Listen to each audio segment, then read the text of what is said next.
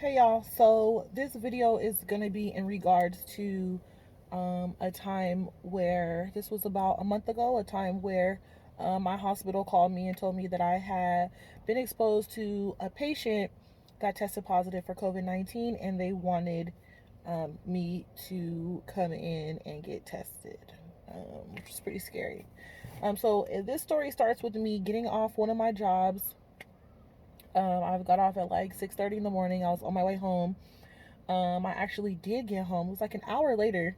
Um, and I drove through like a hella crazy like thunderstorm. The weather's been crazy in Southern California. Like I don't know why, but it's like man, it barely stopped raining and being cold, to be honest. Like lately it's been 94 degrees, but honestly, like the weather's been fucking stupid. Um, but anyway, so I had just pulled up in the driveway and then my other job called me and I answered the phone and they said, hi, this is so and so from the employee health department. We're contacting you in regards to you being exposed to a patient that tested positive for COVID-19. My exposure was on March 26th. At this point, it was like April 8th or something like that, like a week and a half later. And she said, as a part of the protocol, we are required to ask you a certain amount of questions or, specific questions. Please answer the questions, to the best of your ability. Answer yes or no. So she asked me just basically, when's the last time I worked? Have I been taking care of COVID-19 patients? Where have I been assigned to in the hospital? They asked me, who do I live with? What are their ages? What are their health conditions? She asked me a lot of questions, and then she started asking me questions about symptoms. Have you had a fever? No. Have you had a cough? No. Have you had shortness of breath? No. Have you had a headache? My answer was yes. The crazy thing is that for like a week straight at work, I was telling my coworkers, I have had this crazy pounding headache for a week. I don't know what the fuck it is, but I have this headache. I'm having to take Advil and shit every day. I have a headache. Um, at that same time, my nose had been like completely stopped up. I couldn't breathe out of either nostril. And so I was like, I don't know what the fuck is going on. Like I was a little bit nauseous and I just wasn't really feeling good. And it had been a course of like a week, right? So I'm telling my coworkers, and they're like, "Bitch, you're pregnant. Stop." Everything that you listed is also pregnancy symptoms. So like, you're pregnant. You ain't got no fever. You're pregnant.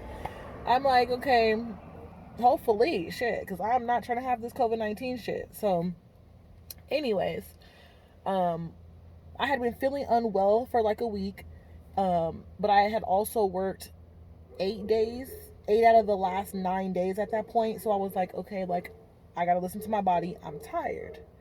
So I just chalked it up to I had been overworking myself. I gotta listen to my body. I gotta slow down a little bit. But then when this lady called me and she's asking me questions about all these symptoms, I'm having like a that's so Raven moment. And I'm like, matter of fact, yeah, I have had a headache. She's like, how long have you had a headache for? And I was like, it's been about a week straight. She told me to go look in the calendar and give her a date.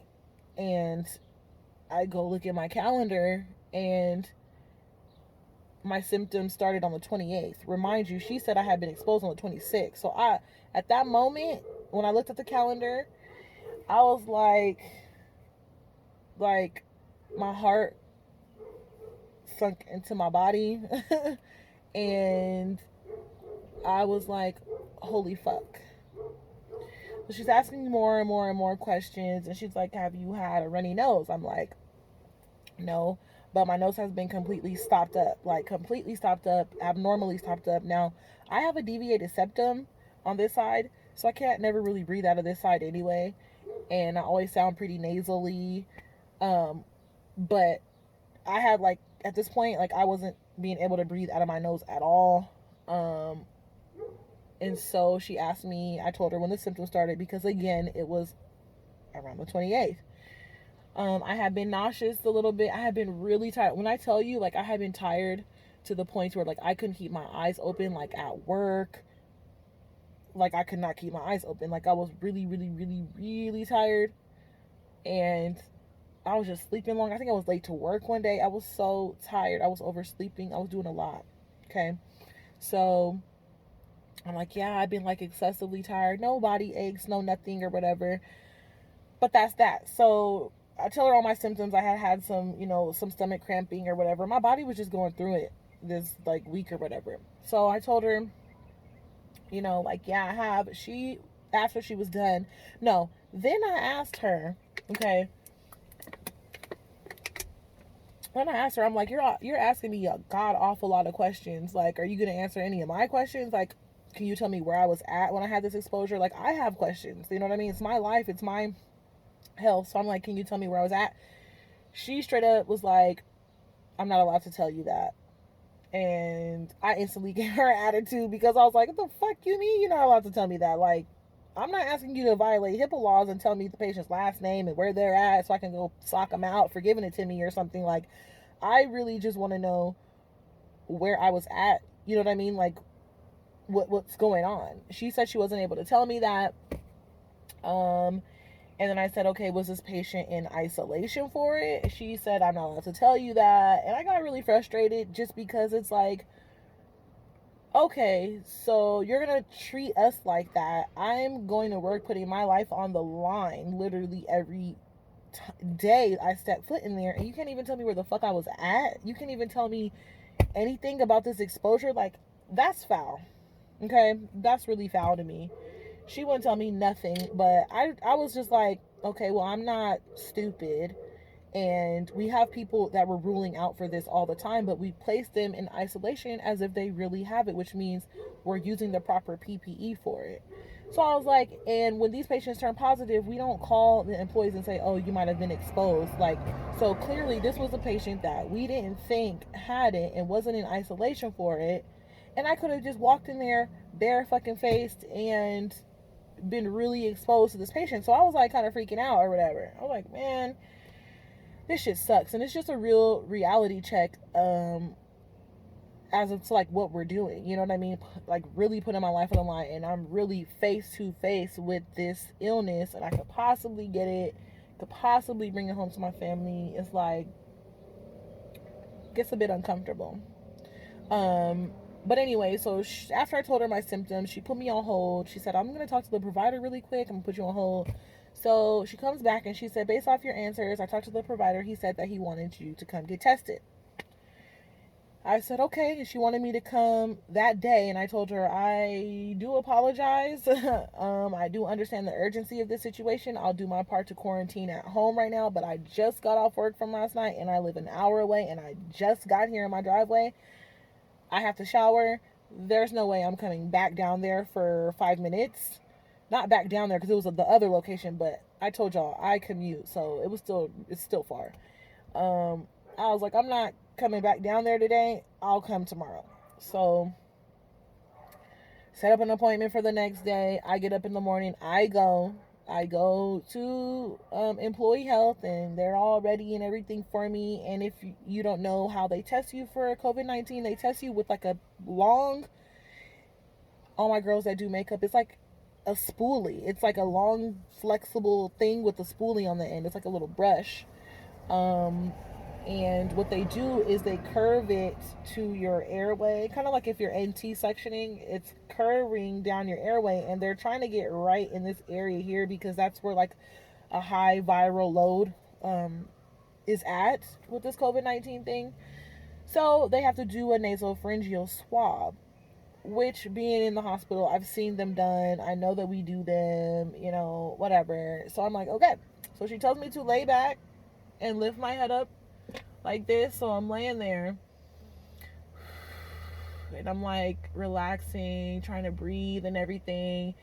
And then I told this lady I have a deviated septum on this side. I was like, you're not going to pass, like, because I can barely breathe out that side. But she said she had to get a swab from both sides. So I'm like, okay. So she goes in this side, and I swear to God, I've never been in that much pain before in my life. Like, that test, that test, that test hurts. Um, I don't know how to explain it, but so she goes up and she's trying to pass it. She's trying to pass it. I'm telling her, like, she's like, oh, you're right. I can't pass. I'm like, that bitch. Like, I knew that. So she goes on this side. I'm doing my whole relaxing thing once again. She goes up and she passes it, and I'm squeezing the side of the chair. I'm squeezing my eyes so tight. I'm like, oh my god, oh my god. And like, she's trying to tell me to relax, and I'm just like, I can't. I can't. So they go in. She's like twisting it, trying to get all up in there, and like, I cried. I just busted out in tears. Like, it hurt so bad. It hurt so bad. Um, I just cried. I grabbed the tissue. I was like, I thought my nose was bleeding after that. It was like dreadful.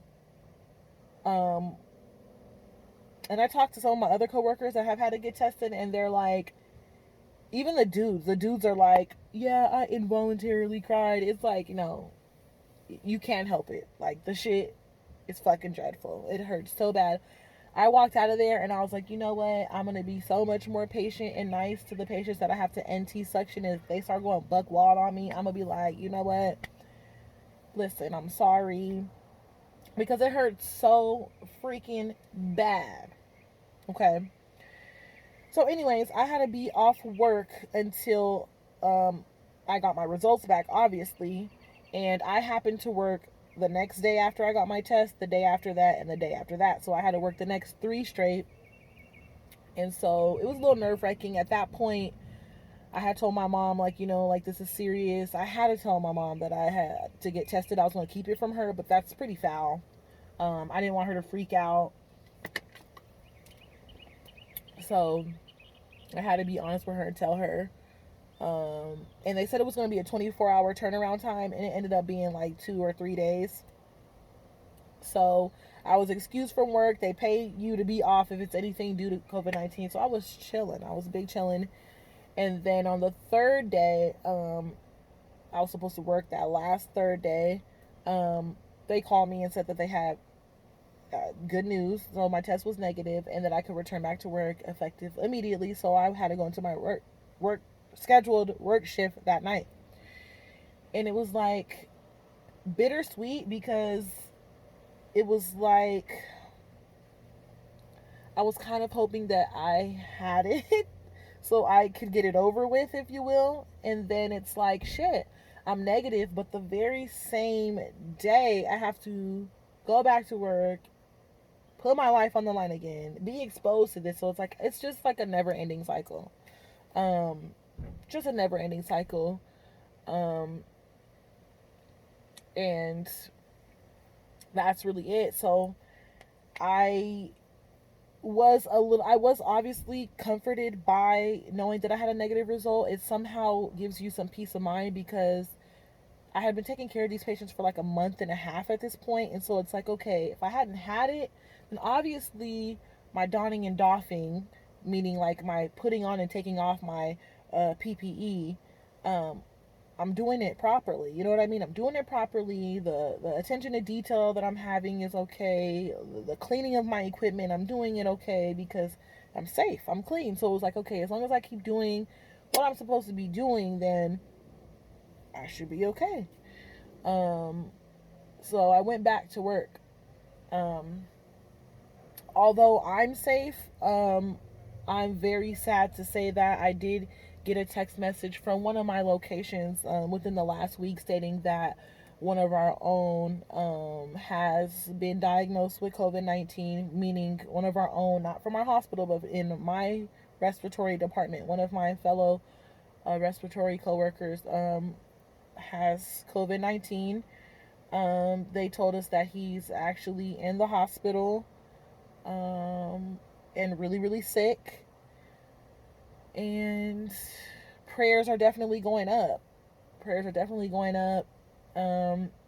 We had received some type of message stating that someone had contact, not had contact with him, but got in contact with him via the telephone, and that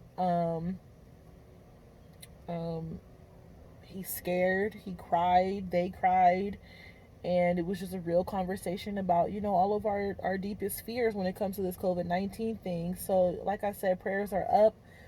They did ask, I'm not sure, they said that they can't tell us anything. The employee states that they just really would appreciate their privacy throughout this time, and they did ask us to donate $100 each. Not quite sure what that's about, but my prayers go up to my coworker. I couldn't imagine what that feels like, or, you know, the thoughts going through his head at this time. Honestly, it's really, really nerve-wracking, really, really scary. Whew. But anyways, that's my story of my COVID-19 scare, and hopefully I don't have another unplanned exposure like that. Honestly. So that's it for now. Just wanted to give you guys an update on stories. I have all these stories coming, all these things coming, because it's been a wild like 2 or 3 months, honestly, with this COVID-19 thing. So stay tuned, keep watching, all right?